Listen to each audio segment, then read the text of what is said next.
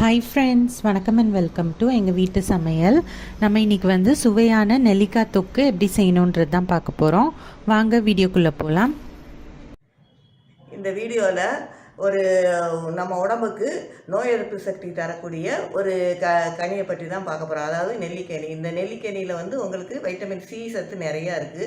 அதே மாதிரி இது தோற்பு தன்மையுடையதும் ஆகும். அதனால் நம்ம உணவில் வந்து இதை வந்து அடிக்கடி சேர்த்துக்கிட்டே இருந்தோம்னா நமக்கு வந்து நோய் எதிர்ப்பு சக்தி அதிகமாகும். இதை ஜூஸாகவோ அல்லது நம்ம இப்போ சட்னியாகவோ செஞ்சு சாப்பிடலாம்.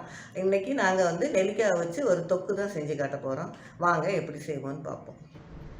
இதுக்கு வந்து 14 நெல்லிக்காய் இல்லைன்னா அரை கிலோ நெல்லிக்காய் நல்லா விளைஞ்ச நெல்லிக்காயாக எடுத்துக்கலாம். அதுக்கப்புறம் 50 கிராம் தனி மிளகாத்தூள், 100 ml போல் நல்லெண்ணெய், கொஞ்சோண்டு கருவேப்பிலை, 1 ஸ்பூன் போல் வெந்தயம், கொஞ்சோண்டு உப்பு, மஞ்சத்தூள், பெருங்காயத்தூள், 1 ஸ்பூன் போல் கடுகு, இதெல்லாம் நம்ம எடுத்து வச்சுக்கலாம். நெல்லிக்காயை வந்து நல்லா கழுவிக்கோங்க. கழுவிட்டு ஈரம் போக நல்லா டவல் வச்சு நல்லா தொடச்சிக்கோங்க. தொடச்சிட்டு அதை வந்து நம்ம இட்லி குக்கரில் நம்ம வந்து வேக வைக்க போகிறோம். இட்லி பானையில் நல்லா தண்ணியை கொதிக்க வச்சுக்கோங்க. கொதிக்க வச்சோன்னே நம்ம இந்த நெல்லிக்காயை வந்து அதில் வேக வைக்கலாம். நெல்லிக்காவை வந்து ஒரு 10 நிமிஷம் போல் நீங்கள் வேக வச்சுக்கோங்க. இப்போ வந்து நெல்லிக்காய் வந்து நல்லா வெந்துடுச்சு. நம்ம அதை வந்து தனியாக ஒரு பிளேட்டில் எடுத்து வச்சுருவோம்.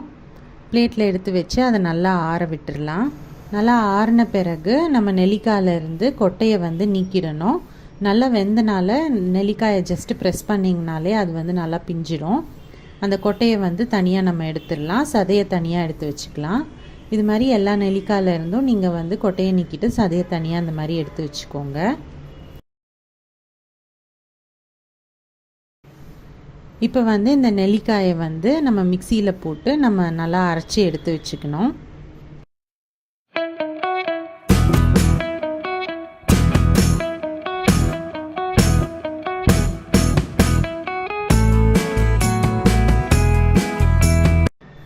இப்போ வந்து நம்ம வச்சுருக்க வெந்தயத்தை வந்து நம்ம ட்ரை ரோஸ்ட் பண்ணணும். வெந்தயம் வந்து பொரிஞ்சு வரும்போது நம்ம கடுகையும் இதுலேயே சேர்த்துக்கலாம். கடுகையும் சேர்த்து நம்ம இதை வந்து ட்ரை ரோஸ்ட் பண்ணிக்கணும். இது வந்து நம்ம ஊறுகாயில் சேர்க்கும்போது நல்ல வாசனையாக இருக்கும். இப்போது ட்ரை ரோஸ்ட் பண்ணதை நம்ம வந்து அரைச்சி எடுத்து வச்சுக்குவோம் பவுடராக.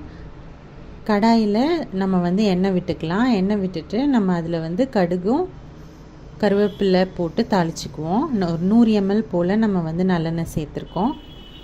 கருவேப்பிலை சேர்த்துக்கலாம். அதுக்கப்புறம் நம்ம வச்சுருக்க மிளகாத்தூளை சேர்க்கணும். மிளகாத்தூளை சேர்க்கும் போது அடுப்பை அணைச்சிட்டு நம்ம சேர்க்கணும், இல்லைன்னா கருகிடும். அதுக்கப்புறம் இதை நல்லா மிக்ஸ் பண்ண பிறகு நம்ம அரைச்சி வச்சுருக்க நெல்லிக்காயை வந்து சேர்த்துக்கலாம். நெல்லிக்காயை சேர்க்கும்போது அடுப்பை வந்து ஆன் பண்ணிவிட்டு ஸ்லோ ஃப்ளேம் வச்சுட்டு நம்ம வந்து சேர்த்துக்கலாம். சேர்த்து அந்த நெல்லிக்காயை நல்லா மிக்ஸ் பண்ணிக்கோங்க. நல்லா கிளறி விட்டுக்கோங்க. அதுக்கப்புறம் அதில் மஞ்சத்தூள் சேர்த்துக்கோங்க.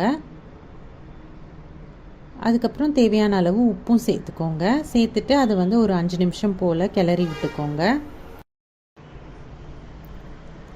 இப்போ வந்து வெந்தயமும் கடுகும் நம்ம வந்து வறுத்து அரைச்சி வச்சுருக்கோம் இல்லையா, அந்த பொடி வந்து சேர்த்துக்கோங்க. இது சேர்த்தோன்னா ஊறுகாய் நல்லா வாசமாக இருக்கும், கெட்டும் போகாது உங்களுக்கு ரொம்ப நாள். அதுக்கடுத்து பெருங்காயத்தூளும் சேர்த்துக்கோங்க. சேர்த்து அதை வந்து நல்லா மிக்ஸ் பண்ணிக்கோங்க. இப்போ வந்து இதை அடுப்பில் வச்சு கொஞ்சம் நேரம் வந்து கிளறிக்கோங்க. நல்லா ஒன்றா திரண்டு வரும்போது அடுப்பை அணைச்சிடலாம். அவ்வளோதான், நம்மளோட சுவையான நெல்லிக்காய் தொக்கு வந்து சூப்பராக தயாராகிடுச்சு. இது வந்து தயிர் சாதத்துக்கெலாம் நம்ம வந்து வச்சு சாப்பிட்லாம். ரொம்பவே அருமையாகவே இருக்கும். ஸோ நீங்களும் இந்த ரெசிபியை ட்ரை பண்ணிங்கன்னா உங்களோட ஃபீட்பேக்கை எங்களோட ஷேர் பண்ணுங்கள். இந்த வீடியோ உங்களுக்கு பிடிச்சிருந்ததுன்னா லைக் பண்ணுங்கள், ஷேர் பண்ணுங்கள், சப்ஸ்கிரைப் பண்ணுங்கள். மறக்காமல் பெல் பட்டனையும் டேப் பண்ணுங்கள். அப்போ தான் எங்களோட ரெகுலர் அப்டேட்ஸ் உங்களுக்கு வந்து சேரும். தேங்க்யூ.